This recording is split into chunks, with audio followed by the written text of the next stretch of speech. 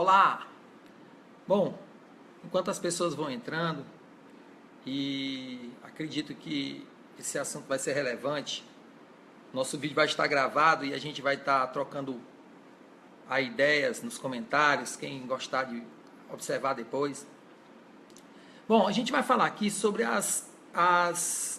sobre a essência, né? A essência, dicas essenciais do sucesso em vendas. Uma das coisas importantes que a gente tem que entender é que existem pontos-chave em qualquer que seja a profissão. Pontos-chave que você tem que ser consciente deles e principalmente ser competente neles, né? Uma das coisas fundamentais para que a gente tenha sucesso, seja em qualquer profissão, mas em vendas ela é fundamental, é a relação que você tem com suas metas. Muitas pessoas se sentem pressionadas na empresa porque não tem metas pessoais. E por não ter metas pessoais, alguma meta que vem de fora passa a ser uma pressão e uma coisa inadequada ou incômoda. A dica que eu dou é, estabeleça metas. Primeira dica, metas mensais, metas semestrais, metas anuais e metas além desse período. Por que, Sandro? Porque é o seguinte, quem não tem meta, não tem motivação. Porque meta é o quê? Objetivo, meta é o que te inspira. Você não vai lutar por metas de outras pessoas, você vai lutar pelas suas. Ok? Se você é bom em estabelecer metas e competente em realizá-las, você não vai achar ruim que uma empresa chegue para você, você vai ter que vender tanto, você vai ter que conquistar tantos clientes, você vai ter que abrir mercado, você vai ter que vender X mil. Você não vai ficar pressionado, porque as pessoas elas acham que a empresa pressiona. Na verdade, a empresa precisa vender e por isso que ela tem vendedores, tá? Segundo ponto importante que é chave essencial, é personalidade vendedora. Eu não estou dizendo que você tem que ser um vendedor. Eu já falei sobre isso em outro vídeo, mas a personalidade vendedora é aquela pessoa que observa o mercado, observa as oportunidades, está ligado em qualquer que seja a possibilidade de encontrar um cliente, de fazer um relacionamento, fazer um link, uma conexão, né? Uma pessoa que tem uma personalidade vendedora, ela encontra oportunidades, né? E quanto mais oportunidades, melhores ficam as probabilidades de venda, ok? Outro ponto, né? Gostar de vender. Gente, gostar de vender é fundamental. Por que gostar de vender é fundamental? Porque quem gosta de vender e está no meio das vendas não vai achar ruim que passou do seu horário, ou está acordando cedo demais, ou está no meio de um final de semana e tem que atender o cliente. Quem gosta de vender se empenha de coração. Isso é importantíssimo, tá? Eu não estou vendo as pessoas aqui porque não tá vendo uma participação. Por isso que eu não posso estar falando, né? Mas quem está aí, sejam bem-vindos. Esse foi o terceiro, né? Que é gostar de vender. Além de gostar de vender, tem que saber se relacionar. Desenvolver relacionamentos. Por quê, gente? Porque é o seguinte, eu conheço várias pessoas que hoje são feras em suas vendas, não é que vamos dizer assim, porque gosta de vender e porque faz relacionamento em todo canto, faz amizade em todo canto. Não, ele desenvolveu nichos de captação de clientes. Por exemplo, o cara faz um esporte e ali no meio daquele esporte, além dele gostar do esporte, ele conhece várias pessoas que são consumidores potenciais, né? Então, ele se relaciona, faz links com outras pessoas e por fazer esses links, o que é que acontece automaticamente? Começa a ter o nível de amizade e essa amizade existe, na amizade acontece uma venda. Porque quando você se dá muito bem com uma pessoa, ela diz, por que não consumir do meu amigo? Vou consumir do concorrente dele, enquanto eu tenho o meu camarada, que eu tenho contato, que eu tenho relacionamento, que eu tenho liberdade para falar.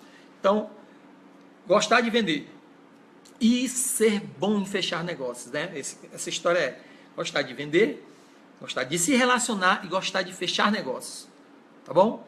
Porque você pode ser um intermediário, né? Você conseguir uma pessoa que tem um produto e você conseguir uma pessoa que tem um interesse e você linkar as coisas, né?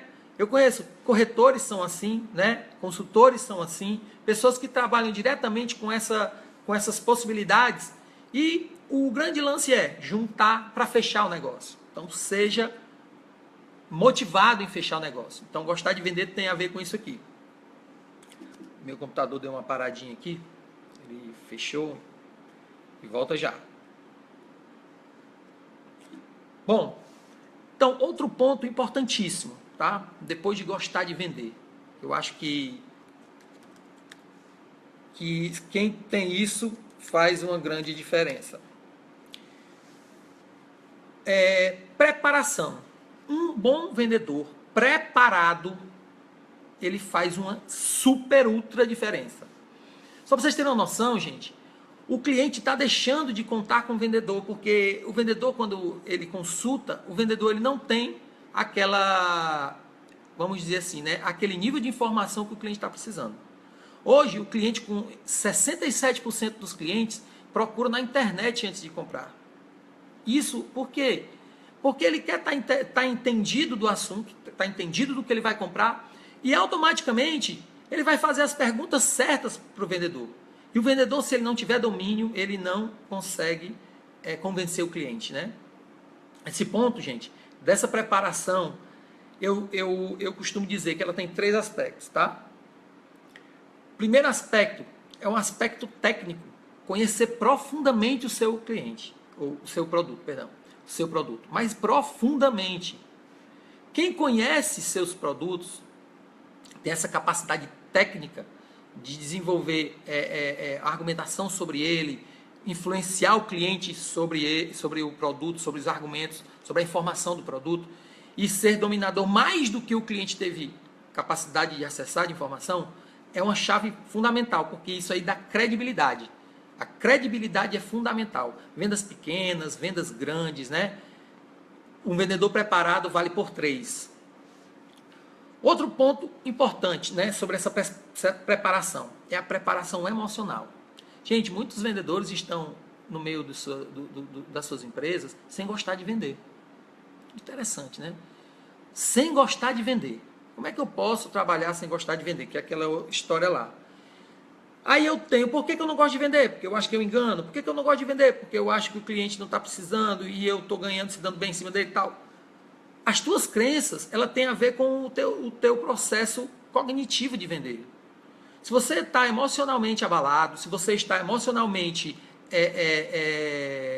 vamos dizer assim, despreparado para receber um chá de cadeira, para visitar 3, 4, 5, 6 vezes o mesmo cliente, se você não tem aquela capacidade de influenciar seu cliente pela sua, vamos dizer assim, pela sua capacidade de controlar suas emoções, se o seu cliente ele for um cara, porque muitos negociadores são tubarões e eles querem te desestabilizar para poder vender. É interessante que se você for numa empresa compradora, né, que ela faz as compras como supermercado, como construtoras que compram grandes valores, grandes volumes. Isso são até cases, existem cases, né, americanos, cases brasileiros, que o lugar onde o cliente, o vendedor, que vai atender o seu cliente comprador, ele deixa um ambiente totalmente desconfortável. Totalmente desconfortável. Por quê? Porque ele quer que o cara espere, ele dá um chá de cadeira, ele faz o vendedor ficar desconfortável, ele não solta um sorriso, ele desprepara até um vendedor preparado. Então tem que ter inteligência emocional, tá? Outro ponto importante sobre essa história da inteligência emocional, dessa habilidade de preparação emocional, é que a ansiedade ela é inimiga da venda. A ansiedade ela é inimiga da venda. Um cara ansioso, ele fala mais do que deve. Um cara ansioso, ele não respeita as etapas da venda. Um cara ansioso, ele se desestimula com a resposta negativa do cliente. Então, a ansiedade ela é inimiga da venda, tá? Então, isso eu estou falando sobre preparação. Eu falei sobre estabelecer metas, eu falei sobre a personalidade vendedora, eu falei sobre gostar de vender, eu falei sobre a preparação, né? E além dessa preparação emocional, também eu diria o marketing pessoal. Você está preparado, né, com o seu visual, preparado para atender o seu cliente. de acordo com o valor que você vende seu produto. Hoje em dia é menos importante do que antigamente, porém, vamos entender assim, se você for competentíssimo, um grande vendedor, já tiver muitos clientes e comprar com esses clientes, eles já lhe conhecem e sempre compraram, não vai ter muita diferença se você está muito arrumado ou mais ou menos. Mas em novos clientes, como é que vai ser? Vamos lá, mais um. Ser um excelente captador. A gente falou sobre prospecção, né, em alguns vídeos aí na página. Gente, prospectar é a chave para ter muitas vendas. Já falei, vou repetir. Prospectar é a chave para ter muitas vendas. Um captador, prospectador, né, o cara vê uma placa de vende-se, um vendedor, vamos falar, um corretor de imóveis. Ele vê uma placa de vende-se e ele tem uma boa carteira de cliente e olha para aquela oportunidade ali e coloca aquele imóvel para poder vender para um cliente depois, ou falar para ele depois, ou entrar em contato com o dono, ou aquela placa de vendedor fazer uma parceria com outro corretor. Se esse cara tem vários produtos para vender e ele todos os dias está captando mais produtos para ter dentro da sua carteira, ele tem vários imóveis para vender. E o cliente vai perguntar, você tem imóvel tal? Eu digo, tenho. E o cara que não sabe captar produtos ou prospectar clientes, ele sempre vai partir do zero. Todo mês do zero. Então, seja bom prospect, né? Um prospectador, seja um bom prospectador e seja um bom captador, tá? Lembre que você tem um produto, mas você tem que ter o cliente.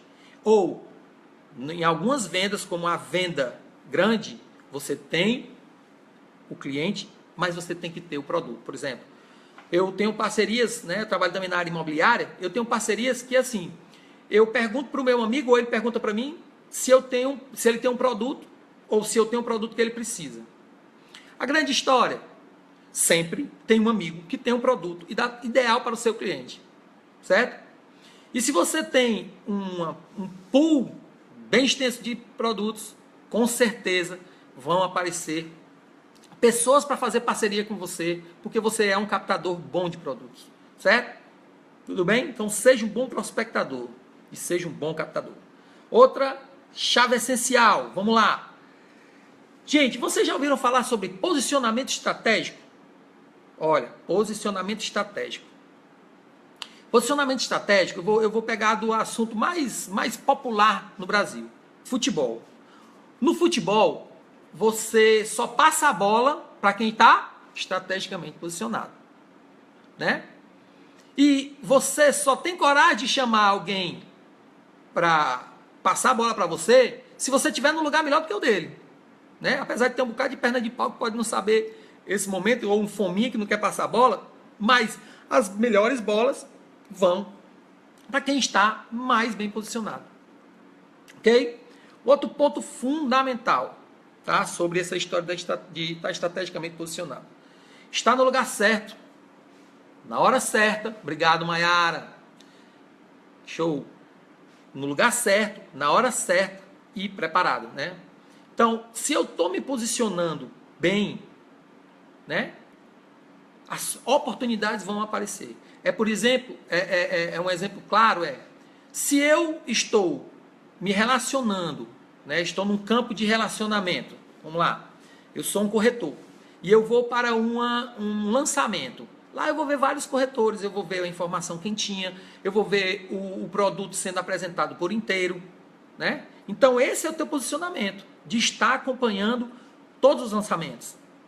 Vamos para um vendedor de loja que está preparado no seu salão de vendas, no lugar certo. Ele vai perceber quando o cliente, antes de entrar, quando ele estiver entrando e quando ele estiver dentro da loja, e ele vai saber como se posicionar para abordar esse cliente. Muitos vendedores, às vezes, o cliente entra e não percebe porque não está nem posicionado no lugar certo, nem está atento. Outro ponto também sobre posicionamento, que é outra chave, né, que é essa chave maravilhosa, essencial. Percebam a história. Vou fazer uma pergunta. Em que lugar você costuma estar aos olhos do teu cliente? Ou quando você vai vender alguma coisa? Você é um vendedor? Você é um amigo do cliente? Você é um parceiro do cliente? Ou você é um sócio ou, como é que eu digo, você está levando para o cliente um sócio, né? Vamos dizer assim, um sócio, né? Eu, às vezes, sou um sócio do meu cliente. Eu levo um grande produto que eu não tenho a capacidade de investir, ou de repente não ter o tamanho do valor para o investimento, mas eu entro como sócio. Rapaz, vamos lá, vamos desenvolver um negócio aqui. Tá? Eu lhe ajudo em todo o know-how técnico para você poder fazer o negócio acontecer, e você é um investidor. Então eu entro com alguma coisa, né, gente? Não é só chegar e vamos dizer assim, chegar para o cara e dizer, eu quero ser seu sócio e não apresentar nada. Você tem que ter um know-how, você tem que ter um conteúdo, você tem que ter algo que vale o que você quer, né, de parceria, do percentual que você quer na sociedade, tá bom? Mas também existem, por exemplo, né, todo vendedor, ele é um sócio do seu patrão. Santo, que história é essa? Você quando recebe um e-mail, 2%, 3%, 5%, você está sendo sócio daquele volume de venda. Às vezes a gente não pensa assim, mas é verdade. Quando você vai vender um imóvel, você tem 5%. Quando você vai vender um outro produto que tem 10%, o representante, ele é um sócio, apesar de não ter investido no produto. Ok? Então, em que posição também você está quando você vai se colocar à frente do cliente? Tá? Eu costumo sempre dizer, se você for só um vendedor, você será mais um. Tá? Vamos lá para outra chave, né? Quem está gostando, dá um like aí, né? Bom, vamos para outra chave.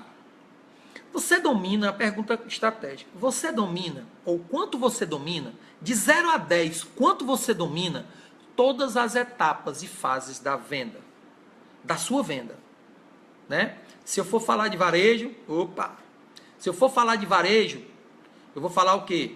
Vou falar de preparação, conhecimento do produto, fazer um tour na loja, conhecer estoque, saber onde é que está, quantos tem, né? O que é que não tem mais, que você não pode mais mostrar. Eu vou falar da abordagem, que é o início da venda. Eu vou falar de outro ponto importantíssimo. Eu vou falar da pesquisa. Eu vou falar da demonstração. Eu vou falar do adicional. Eu vou falar do contorno de objeções. Eu vou falar do fechamento e do pós-venda. São 8 etapas. Certo? Opa! Pode ser. Vamos falar sobre a venda de serviço? Ok, claro. Obrigado, Maria Tereza. Vou falar sim. Por que eu digo isso? Né? Sobre essa história de dominar as técnicas da venda, ou as fases da venda. Eu estou falando também de serviço, tá, Maria Tereza? Por que eu estou falando de serviço? Porque quando você vai... A maneira de você vender o produto é porque o produto já está ali. Né? Você está aqui e tem um produto na sua mão. Mas quando você está com o serviço, você passa a ser praticamente quase tudo. Por isso que o domínio sobre o serviço é fundamental. Por isso que a tua capacidade de transmitir as informações do produto ou do serviço é fundamental. Tá? Serviço, eu, por exemplo, trabalhei a minha vida inteira, trabalho até hoje, com consultoria. Então é um desafio para mim. Por que é um desafio? Eu sempre fui bom em fechar consultorias. Por quê? Porque eu consigo mostrar para o cliente tudo o que ele vai receber no processo de consultoria. Tá? E não só em relação a questões técnicas, mas que benefícios, né? Que dores eu vou estar resolvendo para ele, que resultados eu vou estar gerando para ele. Então você tem que ter essa capacidade. Na hora que você vai vender um seguro, na hora que você vai vender um serviço de consultoria, na hora que você vai vender um serviço automotivo, na hora que você vai vender um serviço de, vamos lá, um serviço bem relevante que normalmente nós consumimos através de um vendedor, né? Segurança eletrônica, sabe? Então, vários... para o serviço, a gente tem acha que tem muita diferença, não tem muita diferença, apesar de você ter que ser muito mais o serviço do que um vendedor de produto precisa. Por exemplo, né? Eu estou aqui, vamos dar um exemplo, isso aqui é um controle é um produto. Eu digo, olha, esse controle, ele faz isso, ele faz aquilo, você bota na mão do cliente, o cliente pega, ele diz, vê o que é que está comprando e tal. No serviço, você tem que ser a sua maneira de se... né? Educação, beleza. Educação. Que tipo de educação, Maria Tereza? Educação escolar, línguas, corporativa? Qual é o tipo de educação? Eu estou só abrindo para você porque você está fazendo a pergunta e eu gosto dessa interação para a gente poder desenvolver. Bom, normalmente quando a gente quando a gente está vendendo educação, a gente tem que focar o que é mais importante e que ninguém tira de você, que é conhecimento, né? Conhecimento talvez seja o ouro hoje em dia, né? Porque a informação tem demais. Educação infantil. Agora eu vou te dizer. A capacidade de tratar bem, com amor, como se fosse a mãe daqueles seus alunos. Ponto.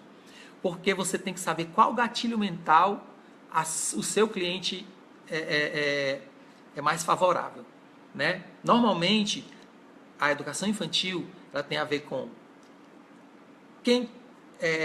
os seus filhos, né? Com quem ele vai conviver, a metodologia da educação, o tamanho do espaço que a pessoa tem, né? Ela vai pensar em quantas pessoas estão para apoiar o filho dela, quantas atividades ela vai ter para que ela se sinta criança, né? Como é trabalhado o indivíduo.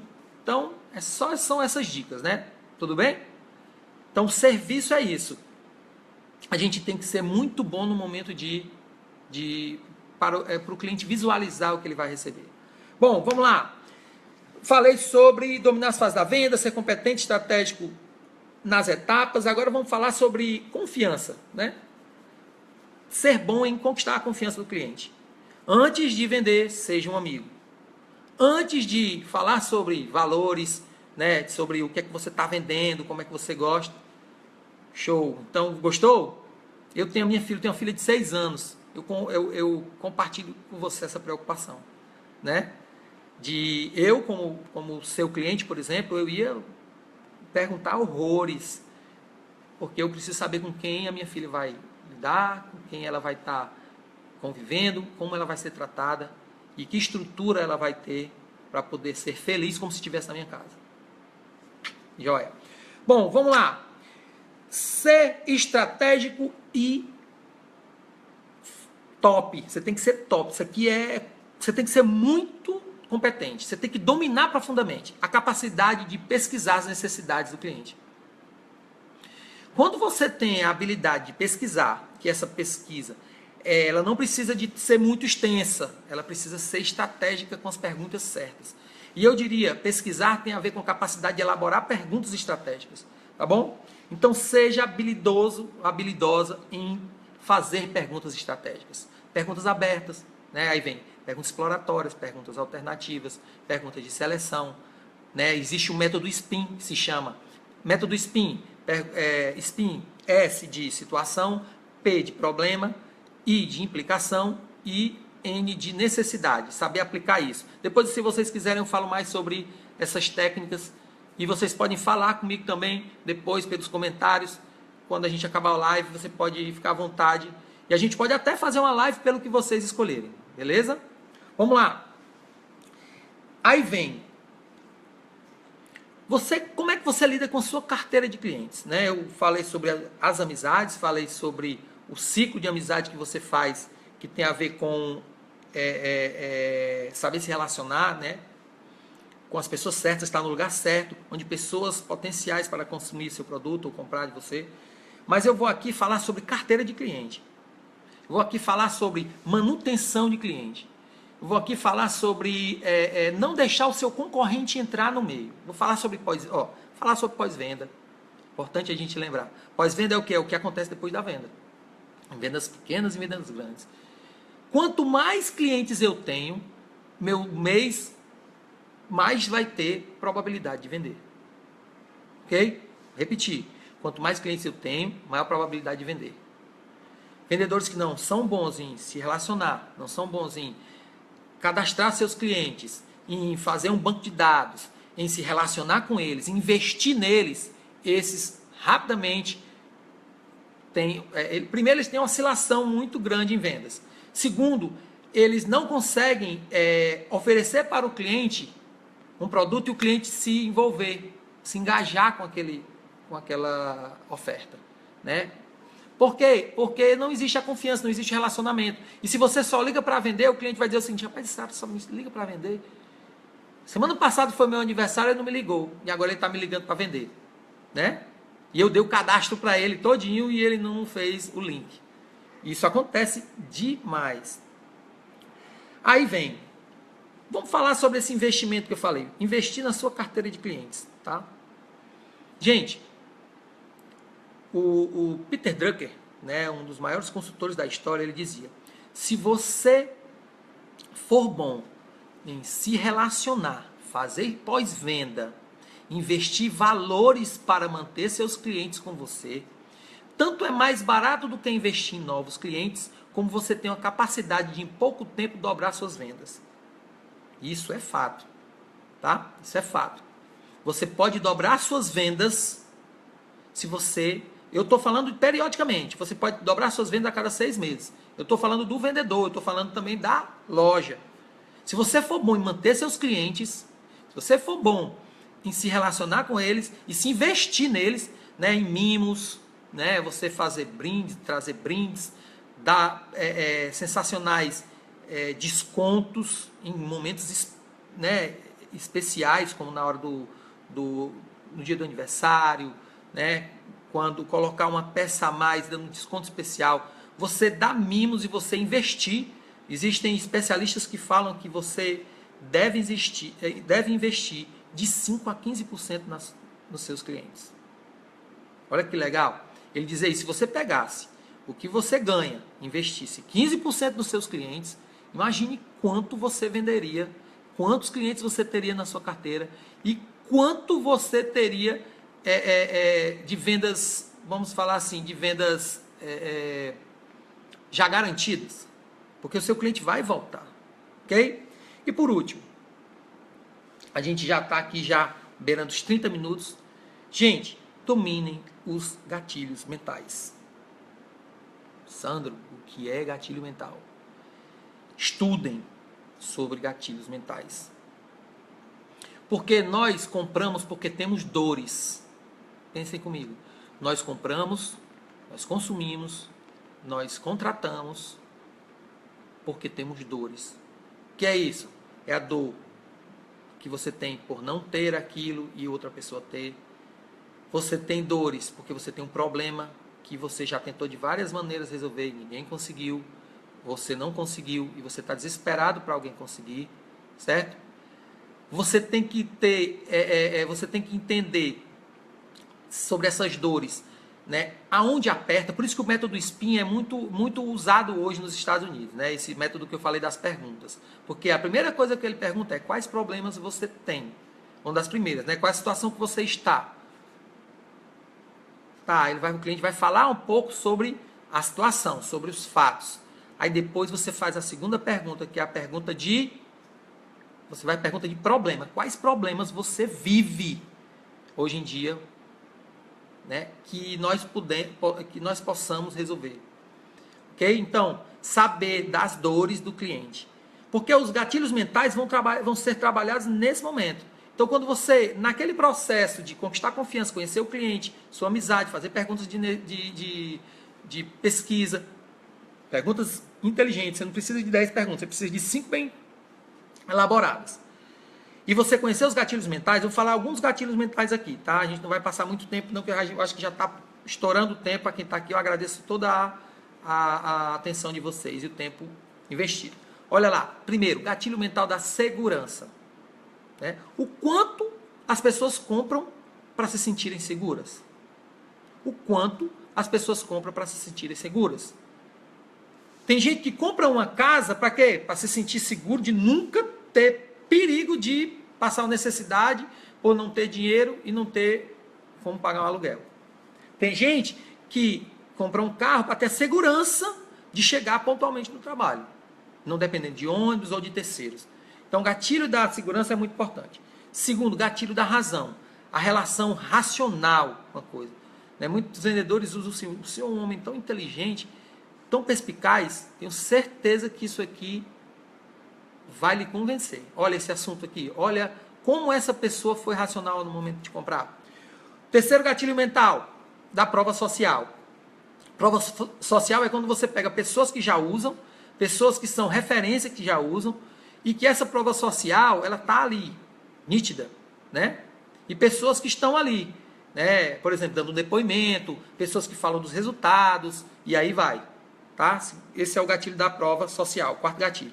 Gatilho mental da autoridade.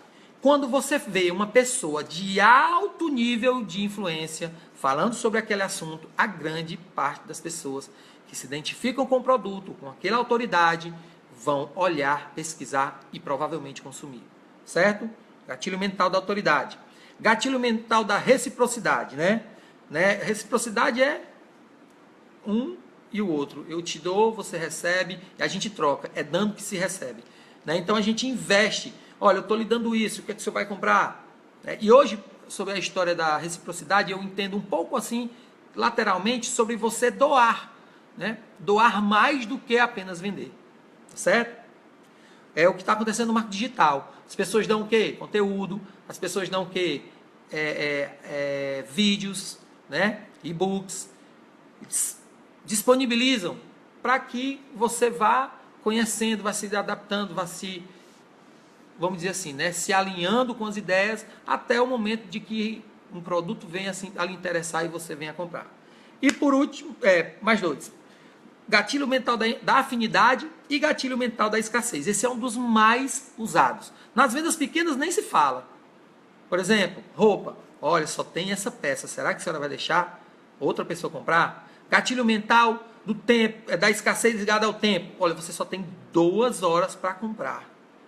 Vai fechar a loja e eu não garanto ter amanhã. Será que a senhora vai deixar de comprar para amanhã ter na sua casa instalado? Né? Ou, por exemplo, pegar a Maria Tereza e falar o seguinte: olha, nós estamos até o fim do dia de amanhã para fazer as inscrições do ano letivo.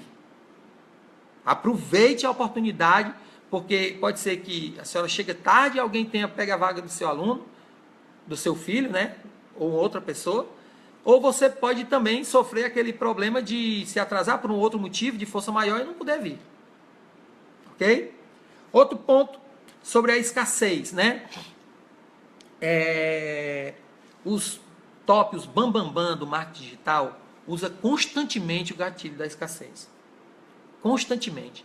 Mas, Sandro, por que é tão poderoso o gatilho da escassez? É porque o gatilho da escassez, ele junta vários gatilhos com ele. Da segurança, o gatilho racional, o gatilho da antecipação, né? Ele tem vários gatilhos que estão ligados a esse gatilho mental da escassez, tá certo? E se você quiser saber mais sobre gatilhos mentais, provavelmente será o assunto da nossa próxima live, né? Assunto da próxima live. Quem acha legal, dá um toque aí, bota no comentário. Você que vai assistir depois, que está assistindo depois da live, bota se o assunto gatilho mental foi interessante para você, que provavelmente será na próxima quinta-feira, ok? Se as dicas foram boas, se o assunto legal, se vocês gostaram, eu agradeço até agora a atenção, pessoas que estão até agora comigo. E eu quero deixar uma mensagem para vocês. Vá e vença. Um grande abraço para vocês e boa noite.